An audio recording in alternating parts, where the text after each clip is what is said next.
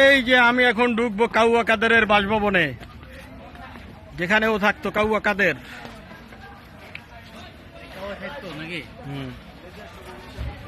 এই সেই কাউয়া কাদেরের BMW।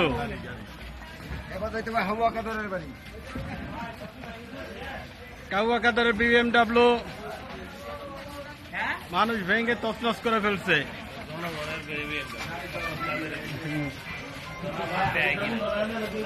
জনগণের টাকা দিয়েছে কিনা।